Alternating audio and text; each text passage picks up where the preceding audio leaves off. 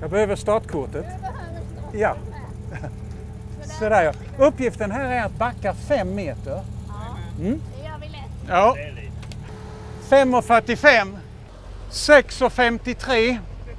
5,23. 4,64. 7,21. 4,43. Det verkar att vara väldigt olika. Det finns ett antal, jag tror 3 eller 4 som har kommit på centimetern rätt.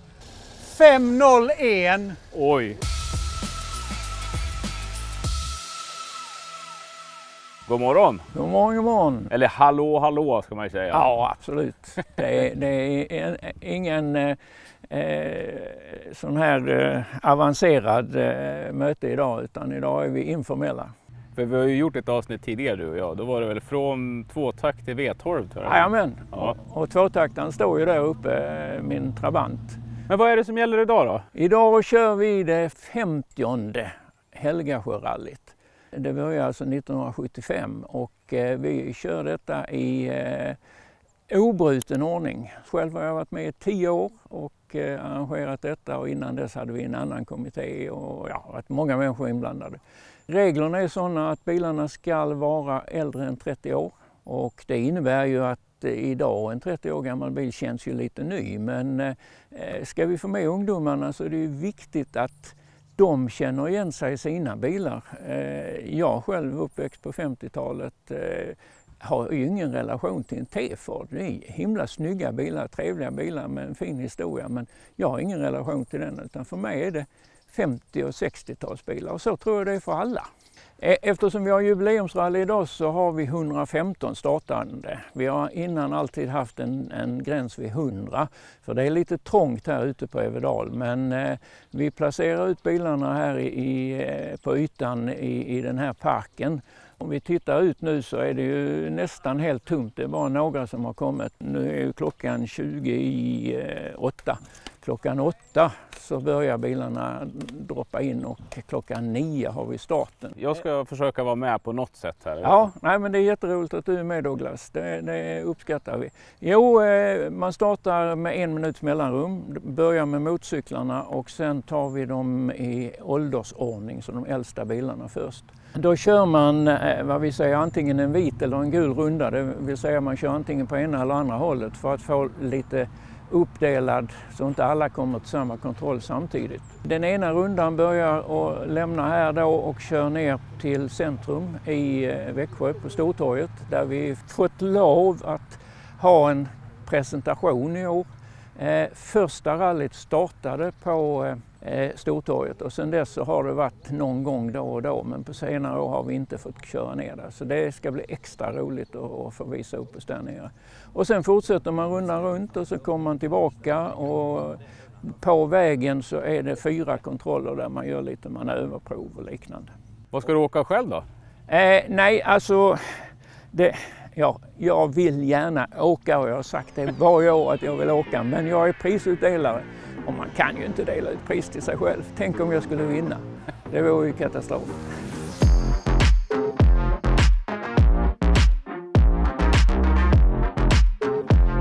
Det är en Escort Mexico, 1974 års modell som står på den. Byggdes i England och på AVO-fabriken. De byggdes under 1971, 72, 73 och 74. Och det här är då 74. Grunden till det var att det gick ett VM i fotboll i Mexiko.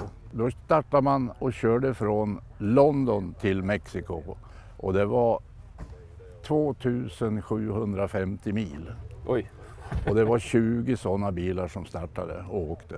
Och en finne och en svensk kille, jag kommer inte ihåg vad de heter nu, som vann det här då. Sen började man bygga den här på den här fabriken, och de byggdes så att det gjordes ju då, som man sa, 10 000 bilar ungefär. Till Sverige kom ungefär 80-85 stycken. Av den här 1974 kom det 7 eller 8 stycken. Och det här är den idag i alla fall, vad jag kan hitta, den enda i Sverige 74 som finns bevarad så man får köra med den. Jag hade tidigare en gammal Anglia, sån här som kallas för sneruta. Och det var en kille som var rätt sugen på den och han hade den här. På det viset rullade runt med såna här bilar då, va? Så att då fick jag den här istället då, va? Och sen har vi gjort i ordning den och motorn har vi haft då en kille som Janne Jaka heter han, som är specialist på de här motorerna, va? Som har gjort i ordning den helt nu, va? Så att det är men den har aldrig gått någon rally den här, va? I Sverige, utan den är byggd som en rallybil med störtbåge och stolar och allt sånt här som gjordes när de kom till Sverige. Det är en Teleduett, en 1968 års modell som har gått som tjänstebil, alltså det innebär att det är tjänstemännen som har kört med den. Så att det är baksäte i den, de andra var ju täckta så att säga med bara 2 säten. Och det är svärfar Kenneth Nilsson som har haft den i 20-25 år minst nu. Han har en likadan fast en täckt också. Och den har vi kört med på Helgasjörallyt nu de sista 20-25 åren. Så vi är lite inventarier här ute nu. Den är ju helt original med all utrustning och allt som ska vara från början. Den är orörd på det sättet, den är omlackad en gång i tiden men annars är ju allting orört i den. Ja, det går inte att missa på färgen i alla fall. Nej, den är lätt att hitta på parkeringarna. Den lyser starkt. Ja, men det är lite trevligt, det är ett trevligt arrangemang det här ute och åka lite. Det här är en Lotus XL, alltså en systerbil egentligen till Lotus Esprit, den berömda Bondbilen. Men den här är då ingen riktig sportbil, så jag kompis som köpte den av, utan det här är en 2+2-sitsig Lotus. Det är ju en lite udda bil. Den stora volymen på den tiden från Lotus, det var ju Esprit, den berömda. Det är ju en mittmotorbil, mer sportbil. Om man går in i Lotusklubben och tittar i deras statistik så säger de att det finns 37 sådana här bilar. Jag vet inte säkert om det är medlemmarna i klubben eller om de har varit inne på Transportstyrelsen och tittar på alla bilar som finns i Sverige. Och av de 37 så vet jag inte hur många som är på gatan och hur många som står i ett garage och väntar på att bli renoverade. Lotus började ju egentligen med KitCars som var till för att finansiera tävlandet i Formel 1. Det här var väl inte det första steget för att komma upp, lyfta sig över KitCar-stadiet till lite mer exklusiva bilar. I med den månen de kunde bli exklusiva, det är ju, vi pratar engelskt 70-80-tal. Ja, den är vänsterstyrd. Den här är såld av Wendels i Malmö en gång i tiden, när de höll på och sålde Lotus. Det finns ju en lite udda historia bakom det här. Det började med att jag köpte mig en Lotus Europas. Jag hade en kompis som köpte en Elan cab. Så fick jag gå och köpa mig en Elan cab. Sen blev Björn, som hade förra ägaren till den här, han blev allvarligt sjuk. Han fick bukspottkörtelcancer så han fick 3 månader på sig av läkarna. Så då åkte han ner till Ystad och köpte den här av Mats. Så skulle han renovera den, men det tog inte 3 månader, det tog 7 månader. Sen stod den i ett garage ett år. Hans syster var den som blev ägare om bilen, så jag köpte den av henne för, det är väl snart 20 år sedan ungefär. Den står där hemma, inte använt så mycket, men den står där hemma. Det är en härlig bil och som sagt det finns som du säger ett lite speciellt minne av den här bilen. Jag var inne i besiktningen här nu för 14 år sedan och då konstaterade jag att jag har kört 9 mil med den på de senaste 7 åren, så den jag sliter inte så hårt på den. Det här är en Pagoda som man kan se, en 250 SL, alltså den modellen som gjordes endast ett år. 67 eller december 66 till januari 68 noga räknat. Sen kom ju 280 till 71 och innan dess var det 230 som kom 63. Och den här gjordes i 5196 X eller någonting sånt där. Totalt så fick man väl iväg nästan 49 000 mellan de 8 åren den tillverkades. Det är ju en stilikon, ingen tvekan om det. Så kom ju efter 190 SL och 300 SL. Sen om man kan jämföra dem med en fantastisk vägvagn. Riktigt rolig att köra, så kanonväghållning. Bra fart i motorn också. Väldigt vacker färg. Ja, den är ovanlig, det är DB 716. Jag har väl inte sett någon i verkligheten här i Sverige i denna bilen. Jag har sett någon på nätet i Tyskland och så vidare, så det finns nog inte många i den här kulören. Tyskarna kallar den för gråbeige alltså, medan den drar åt ljust grönt kan man väl tycka, beroende på vilket färgseende man har. Det är lite särskilt roligt att komma hit idag när det är jubileum. För 1976 startade vi det här rallyt och då var jag med och jobbade som funktionär de 3 första åren. Var även med faktiskt och justerade protokollet när vi sen startade en sektion i Automobilhistoriska klubben, Växjösektionen, som sen omvandlades till den klubb det är idag. Va? Men då var vi annars under AHKs paraply. Efter första Helgasjörallyt, då körde vi genom Ljungbysektionen. Så det är lite historia.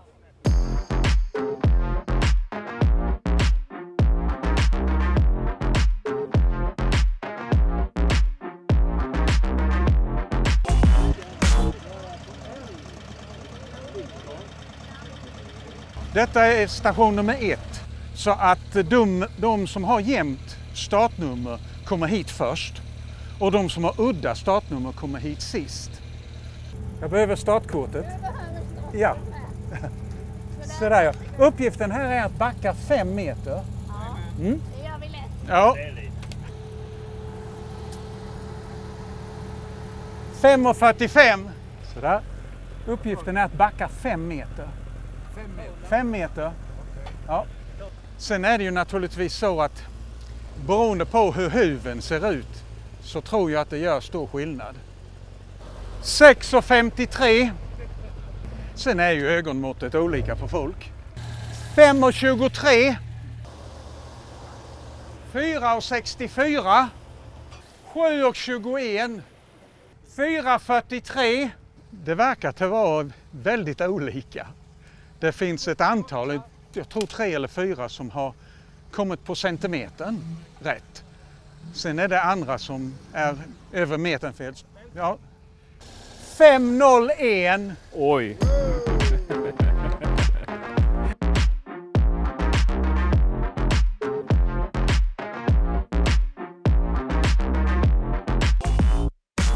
Lincoln Continental 1947. När den registrerades in i Sverige så är den inregistrerad som en 46a. Men jag har pappret på tillverkningen, den är tillverkad i maj 1947. Och jag ägde bilen 1959, ja, som raggarbil. Sen sålde jag den till en lirare i Uppsala som köpte upp de här gamla Lincoln-bilarna med V12 i. Där stod den i en lada i 30 år. Sen blev det ett stärbhus. Då var det en person ifrån Västerås som köpte 4 av bilarna, däribland den här. Efter det stod den ute i 25 år. I regn och snö och löv och barr. Så när jag återköpte den 2014 då var det i princip ett skogsvrak. Totalt sönderrostad, överallt. Klätsel och allting var uppäten. Från 2014 så renoverade jag bilen totalt och den var alltså i drift igen på Helgasjörallyt 2023. På den tiden 1959 då fanns det 2 stycken i Sverige. Senare idag finns det tror jag omkring 4 stycken som är importerade efteråt. Alltså. Henry Fords son Edsel övertog ju, eller de startade fabriken då när de byggde Mercury och Lincoln. Före kriget då så fanns det egentligen alla de amerikanska lyxbilsmärkena hade ju mer eller mindre försvunnit på 30-talskrisen. Så han åkte till Europa och kollade runt då på Rolls-Royce, Mercedes och så vidare. Och sen när han kom tillbaks till USA då 38 någonting, då hade hans chefskonstruktör, han ritade den här formen på bilen ungefär. Och den första som tillverkades då var 1940 kan man säga. Va? Och den tillverkades då som speciellt till Edsel Ford och levererades till Florida, till hans sommarboende. Sen var det så att hans kompisar där nere som han kände då sa, ja, en sån här bil vill jag också ha. Va? Så då började man tillverka, inte serietillverka utan man tillverkade några bilar. Men sen var den så pass populär så det var en serietillverkning 1941. 42 då slutade ju bilproduktionen i USA efter 2-3 månader. Så då låg ju allting, de började bara tillverka alltså krigsprodukter. Va? Sen återupptog man det här 1946, 47 och 48. Och då satt alltså i bilen sitter en V12, en sidventilstolva. Ja, till och med 48, då var ju alltså bilen omodern igen. Då la man ner tillverkningen.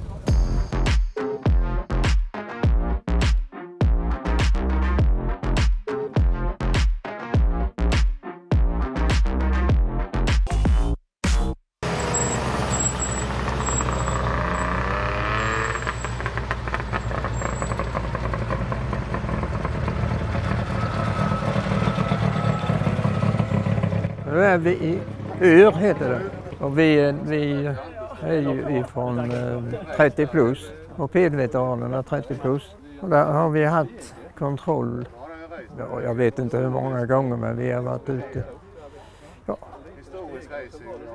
Ja säkert kanske det är 10 gånger som vi har haft kontroll. Och sen kommer de från olika, både det är ju öster och väster som de kommer med bilarna, så de kör mot varandra. Men det är ju inga problem med detta, det funkar jättebra. Vi har haft kanon, ja vad ska jag säga, varje gång vi har haft sån här kontroll så har det har funkat jättefint. Och vad ska de göra här då? Ja, de kastar ju däck på de här flaskorna. Och då ska ju de helst alla, man kan inte få mer än 25 poäng. Så varje flaska är 5 poäng. Ja, det går bra tycker jag. Det får man inte klaga på. Det finns väl en del som missar. Där såg du.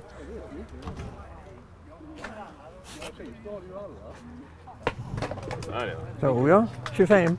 Ja, det är bra. Det är bra. Ja.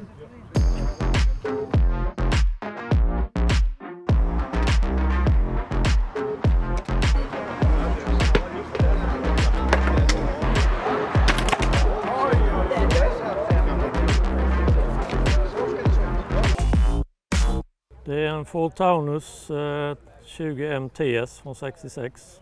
Jag har kört en 20M för några år sedan. Jag lånade några veckor. Jag tyckte det var en rolig bil. Så det blev att jag köpte den när jag fick tillfälle. Den har stått i en laggård i 25 år. Tills det var en kille som kunde det där med Ford. Han tog hand om den och renoverade upp den. Och sålde den vidare då via auktion. Sen köpte jag den. Jag hade ju Ford Capri och jag hade Saabar och Jaguar. Jag har kört rätt många också. Men inte just en sån här, den lånade jag bara ett par veckor. Men när jag tyckte den var rolig att köra så blev det en sån här 2 liters V6 på 90 hästar någonting sånt. Och den är renoverad. Den var renoverad när jag köpte bilen. Har det gått bra idag då? Nej. Den har, det är någonting i motorn som har överhettat så den har stannat någon gång. Aj då. Så det var, jag fick putta bilen på ett ställe där så det var ju lite sådär. Men sen när den kallnade igen så startade den. Så jag får väl kolla den när jag kommer hem sen. Ja, det är min veteranhoj så att säga som jag kör på sådana här träffar med lite rallyn. Och så brukar jag köra också på Triumph Owners Motorcycle Club. Alltså det är ju för engelska motorcyklar. De ordnar några träffar varje år och där man åker på gammalt sätt. Så man bor i tält och ute på lite enklare förhållanden, inte sådana här lyxiga träffar. Ja, det är en Royal Enfield 500 kubika. Den är en 53. Modellen hette Bullet. Det var ju en av de starkaste encylindrarna som Royal Enfield hade. De har ju i sin symbol, Royal Enfield här, så har de ju en kanon. Och de sa det att, eller i slogan där, det var Made like a gun. Sen gjordes ju Royal Enfield, det hade ju flera då, även tvåcylindriga motorcyklar. Och i mitten eller slutet på 50-talet så såldes den engelska motorcykeltillverkningen till Indien. Och där fortsatte de att tillverka de här modellerna relativt oförändrade ända fram till 2000. Då man var tvungen att gå över och göra avgasrenade motorer och sådant. Så att då kom det nya. Och i Indien är ju 350 kubikaren utav den här är ju en stor brukshoj som finns i tusentals exemplar. Och det används ju när man har dragkrok på. Jag har sett på bilder att man har ett släp efter sig, ett tvåhjuligt släp. Och lastar rätt så mycket på, alltså flera 100 kilo. Den köpte jag uppe i Bodafors på en motorcykelhandlare där. Och då var den, när jag köpte den så var den renoverad i botten så att ramlager och cylindrar, nyborrad cylinder på den. Men toppen var inte åtgärdad så det fick jag göra för den drog rätt så mycket olja då när jag fick den så att jag ville fixa till toppen. Men sen har jag inte behövt göra någonting vid den utan den går väldigt bra. För det finns ju ett talesätt om engelska motorcyklar. Det är det att de går aldrig sönder, de bara stannar. Och det är ju det att när man får skruva lite och så går det igen.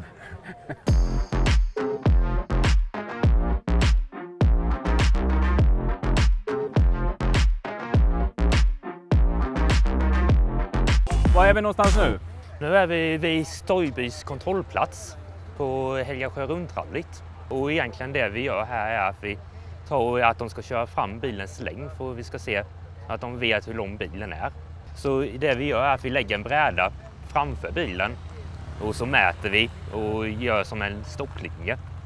Sen efter det så får de köra fram bilens längd och när de stannar så mäter vi där bak. Och då så har vi en liten skala som vi ser på och då får de antal poäng efter och kör de för långt så blir det 1 poäng så alla får alltid minst 1 poäng. Det ser lätt ut. Ja, det är betydligt svårare än vad man tror är det. Ja, jag ser det nu. Så man får ha lite finess för det. Vi har haft några som bara har haft 23 poäng och lite så. Sen tyvärr så är det många som kör alldeles för långt men det är ju så det är med det.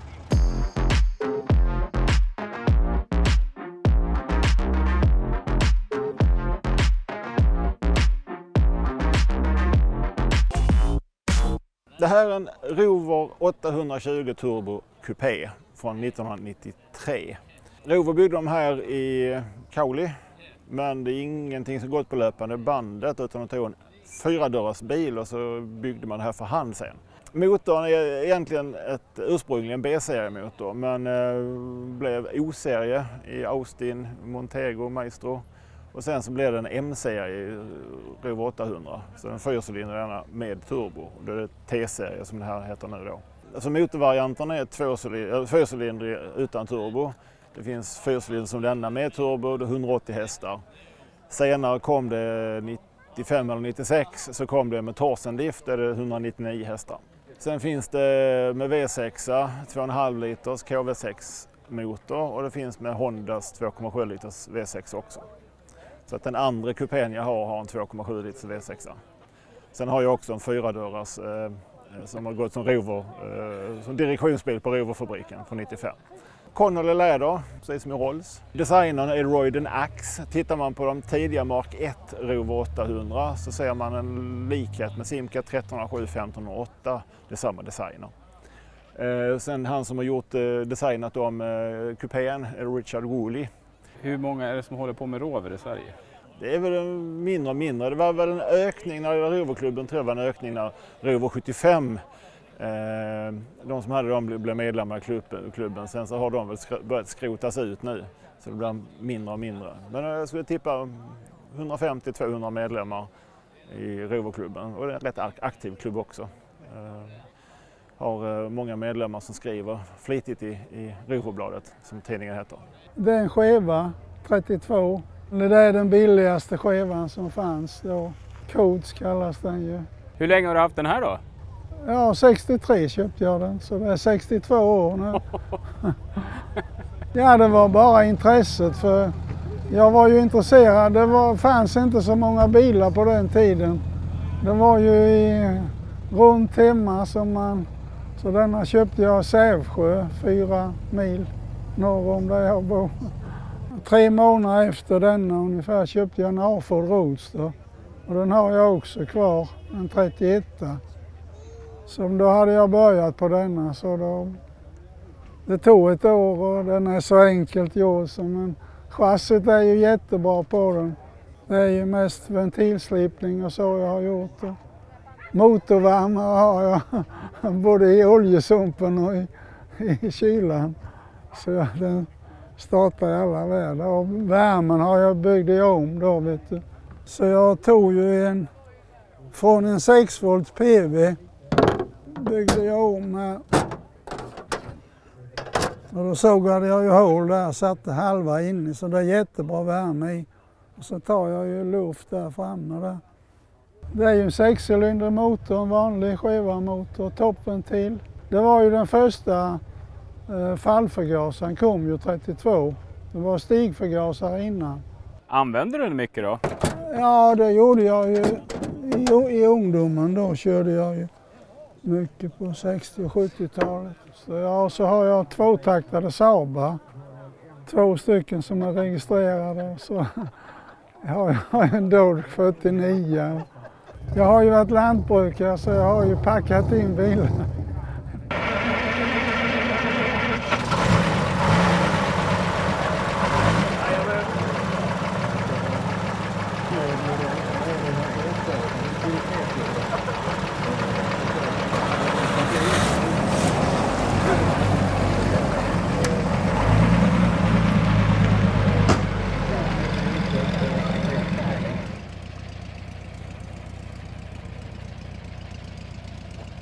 Det här är ju kontrollstation 4, den sista för dagen. Var det jobbigt? Ja, det börjar bli det. Ibland det börjar bli varmt. Ja. Vad gör ni här då?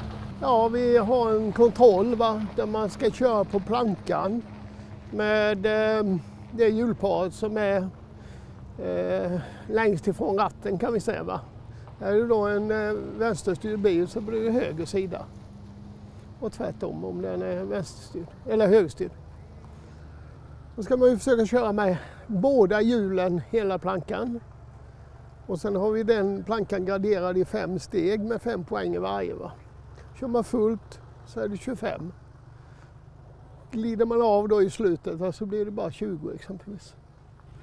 Hur går det för dem då? Ja, det är ju varierat. Men det är rätt många som fixar det faktiskt. Det är väldigt många. Ja, du får ta vilken du vill, men det är lättare att ta den nu.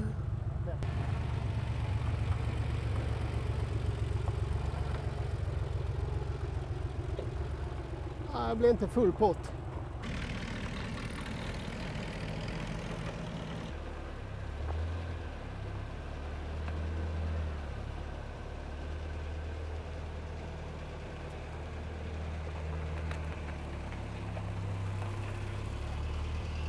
Hej.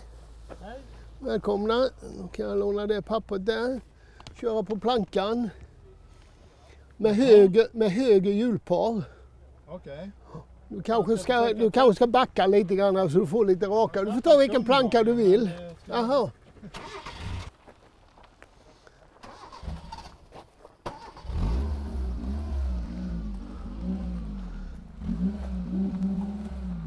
En fullpoängare.